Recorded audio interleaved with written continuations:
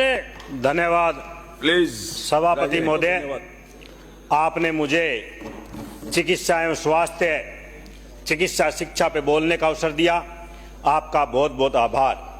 भूखे को रोटी, मरीज को दवा सबसे बड़ी सेवा है और कांग्रेस का शासन जब जब आया चिकित्सा के क्षेत्र में अनेकों अनेक क्रांतिकारी कदम रखे गए, अनेकों अनेक योजनाएं आम जन किसान मजदूरों के लिए लेकर आए, चाहे वो निःशुल्क दवा योजना हो, निःशुल्क जांच योजना हो, मुख्यमंत्री चिरंजीवी बीमा योजना हो, हर योजनाओं से पंक्ति के अंतिम छोर तक के व्यक्ति को लाभान्वित करने का काम किया। कोरोना काल जब आया पूरे देश और विश्व के अंदर राजस्थान की तारीफ की गई, मुख्यमंत्री अशोक गहलोत की तारीफ की गई कि उन्होंने एक शब्द कहा था कि चाहे मेरे सरकार का पूरा खजाना क्यों न खाली हो जाए, मैं मेरे राजस्थान की जनता को तड़फता हुआ नहीं देख सकता। और ये राजस्थान एकमात्र राज्य था जहां कोरोना मरीजों का निःशुल्क इलाज किया जा रहा था। जो रेमडेसिविर इंजेक्शन 50-50 हजार में ब्लैक में बिक रहे थे, वो सीएससी लेवल पर भी मुख्यमंत्री निःशुल्क उपलब्ध कराने का काम किया। माननीय मंत्री महोदय का मैं ध्यान आकर्षित करना चाहूंगा कि मेरे क्षेत्र में उप जिला चिकित्सालय जो है, जिसका भवन का निर्माण चल रहा है 10 करोड़ रुपए की लागत से, अभी 30 करोड़ रुपए की और आवश्यकता है। आपने मुझे जुलाई के सत्र मंत्री महोदय आपने कहा था कि एक टीम का गठन करके आपके क्षेत्र में मैं भेजूंगा, लेकिन आज तक 6 महीने गुजरने के बाद भी वहां कोई टीम नहीं पहुंची। इसके साथ ही मैं आपसे कहूंगा कि उसको जिला चिकित्सालय में क्रमोन्नत करने का आप काम करें, 100 बेड से 150 बेड में क्रमोन्नत करने का काम करें, क्योंकि रोगी भार को देखते हुए 15 से 2000 की वहाँ ओपीडी है, महीने की 300 डिलीवरियां उस हॉस्पिटल के अंदर हो रही है, अल्ट्रासाउंड सीटी एमआरआई जांच मशीनों की वहाँ आवश्यकता है। और माननीय मंत्री महोदय, वहाँ ट्रॉमा सेंटर का उद्घाटन हमने 1.5 साल पहले कर दिया था, शानदार 3 करोड़ से भवन का निर्माण भी हो चुका था, लेकिन आज दिनांक तक वहाँ 6 के 6 डॉक्टरों के पद रिक्त है। कोई भी ट्रॉमा सेंटर का सामान उस बिल्डिंग में नहीं पहुंचा है, जांच मशीनें, आपके कार्यकाल का भी 1.25 साल गुजर चुका है। इसलिए आपसे निवेदन है कि इस ट्रॉमा सेंटर के वो डॉक्टरों के पद भरे जाए, वो सामान पहुंचाया जाए। उप जिला चिकित्सालय में ऑर्थो का पद भी रिक्त है, वो भी मैं आपसे निवेदन करना चाहूंगा। माननीय सभापति महोदय, आपके माध्यम से एक मेरे शहर में फकीर चंद लालचंद कंदोई शहरी प्राथमिक स्वास्थ्य केंद्र है, जो दानदाता के द्वारा करोड़ों रुपए की वो भूमि के अंदर एक शानदार बिल्डिंग का निर्माण कार्य करवाया गया था, लेकिन आज जब उस दानदाता को पीड़ा व दर्द होती है कि वो हॉस्पिटल मात्र टीकाकरण का रह गया है। मेरा आपसे निवेदन है, चाहे आप शहरी सामुदायिक स्वास्थ्य केंद्र में क्रमोन्नत करें, चाहे उसको सैटेलाइट हॉस्पिटल में क्रमोन्नत करें, जिससे कि दानदाताओं का भी हौसला बढ़े। मेरे गांव धानसिया, कुइया, मंदिरपुरा जो पीएससी है उसको सीएससी में क्रमोन्नत करने का काम करे। दलपतपुरा, जबरासर, मालासर, रतनपुरा, पांडुसर और थालड़का को उप स्वास्थ्य केंद्र को प्राथमिक स्वास्थ्य केंद्र में क्रमोन्नत करने का काम करे।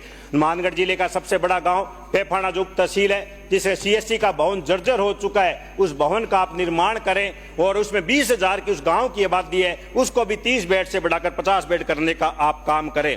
माननीय सभापति महोदय, पिछले 2-3 वर्षों में हम देख रहे हैं हार्ट अटैक की बहुत ही घटनाएं घट रही है। ये शहरी क्षेत्र में नहीं बल्कि ग्रामीण क्षेत्र में भी बहुत ज्यादा बढ़ रही है। किसान के छोटे छोटे युवा जवान भी इस हार्ट क्लब से जा रहे हैं। हमें ऐसा प्रयास करना होगा कि उप जिला स्तर पर हार्ट केयर यूनिट की हम स्थापना करें, जिससे कि हम आने वाले समय में जानों को बचा सके। एक कैंसर रोग दिन प्रतिदिन हर गांव ढाणी ढाणी पैर पसार रहा है, इसके लिए भी हमें प्रयास करना चाहिए कि जिला स्तर पर भी कोई कैंसर यूनिट बने, जिससे कि कैंसर के मरीजों को संभाग स्तर पर, राजधानी स्तर पर नहीं आना पड़े। ये मेरा आपसे माध्यम है। एक हमारे कई युवाओं की मांग लंबे समय से चल रही है, चाहे वो प्रयोगशाला सहायक हो, जिसकी भर्ती अगस्त 2022 में की गई थी, नियुक्ति दी गई थी उनको, और अगस्त 2004 में परीक्षा विधि कार्यकाल भी उनका पूर्ण हो चुका है। 6 माह गुजरने के बाद भी उनकी फिक्सेशन प्रक्रिया पूर्ण हो नहीं पाई है। माननीय अधिकारीगण भी यहाँ बैठे हैं, तो उनसे भी कहना चाहूंगा, अलग वेतन भोगियों को ज्यादा आप चक्कर ना कटाए, उनकी समस्याओं का समय पर समाधान करें। एक हमारे जो योग शिक्षक लगे हुए हैं, उनकी भी एक लंबी चौड़ी मांग है कि योग सत्र के दौरान 10 दिन से बढ़ाकर उनके पूरे महीना किया जाए। पुरुष एवं महिला योग शिक्षकों का वेतन विसंगतियों को दूर कर उनका मानदेय को बढ़ाया जाए, जिससे कि अन्य राज्यों में जिनके मानदेय काफी ज्यादा है और राजस्थान में नाम मात्र का उनको मानदेय दिया जा रहा है। पार्ट टाइम जो योग शिक्षकों की भर्ती को Rajasthan contractor civil post rule 2022 में शामिल करते हुए उन्हें स्थायी पद सृजित किए जाए। और एनएचए में जो सुविधा कर्मी, जो सुविधा रूल 2022 के तहत एनएचएम के कार्यरत सुविधा कर्मियों नियमित करने के लिए 4518 पद सृजित किए गए थे। वित्त विभाग ने वो एसओपी जारी भी कर दी, लेकिन आज दिनांक तक उनको नियुक्ति नहीं दी गई है। यह भी मंत्री महोदय से मेरी मांग है। अधिकारियों से मैं कहना चाहूंगा कि समय पर उनका काम करें, जिससे कि उनको चक्कर ना काटने पड़ेगा कि दूर दराज के जो हमारे युवा साथी है वो राजधानी में आते हैं, उनका खर्चा भी लगता है और बार बार आपसे मिलने का निवेदन करते हैं। इसके अलावा एक हमारे जो सीएचओ की मांग है कि उनका भी जो 25,000 रुपए उनको दिए जा रहे हैं उसको भी हम परमानेंट करने का काम करें, और इसके अलावा जो प्रति माह 15,000 इंस्टीट्यूट राशि को भी फिक्स मानदेय में जैसे बिहार, उत्तर प्रदेश, झारखंड में दिया जाता है उसी तरह भी उनको भी दिया जाए। यह भी मेरे आपसे मांग है। एक प्रयोगशाला भर्ती तो आपने बता दिया। माननीय मंत्री महोदय, मेरा आपसे विशेष अनुरोध रहेगा कि चिकित्सा के मामले में राजनीति न करते हुए पक्ष व विपक्ष के जिन विधायकों की मांग है और जो जायज मांग है उनको आप समय पर पूर्ण कराए। 1.25 साल आपके गुजरने के बाद भी आज जो पूर्ववर्ती सरकार के जो भी काम थे,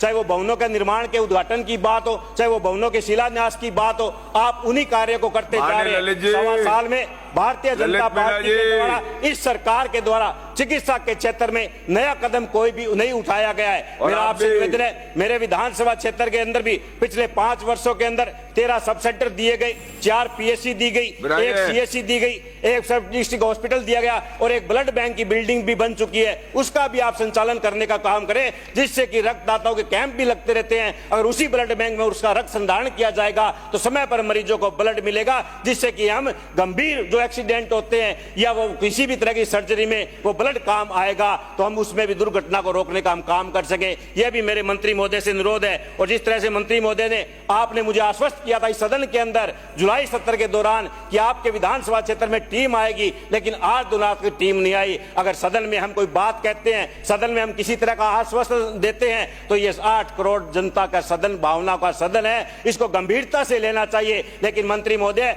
शायद आपकी बातों को अधिकारियों ने गंभीरता से नहीं लिया होगा, इसलिए एक बार मेरा पुनः आपसे निवेदन है, आप इनसे विचार करें, अधिकारियों को निर्देश दें और मेरे विधानसभा क्षेत्र में चिकित्सा के क्षेत्र में जो जो समस्याएं आ रही है, चाहे वो भवन निर्माण के कार्यों की आ रही है, चाहे वो किसी तरह के इक्विपमेंट की आ रही है, चाहे वो बेड वर्दी की आ रही है, चाहे वो नए शिक्षा संस्थान खोलने की आ रही हो, आप उनको समय पे करवाना करें, जिससे कि मेरे क्षेत्र के तमाम जनता को लाभ मिल सके, गरीब मरीज को लाभ मिल सके, गरीब व्यक्ति को लाभ मिल सके। ये मैं आपसे निवेदन और अपील करता हूं। आपने मुझे समय दिया, आपका बहुत बहुत आभार, धन्यवाद। जय हिंद, जय भारत। Thank you.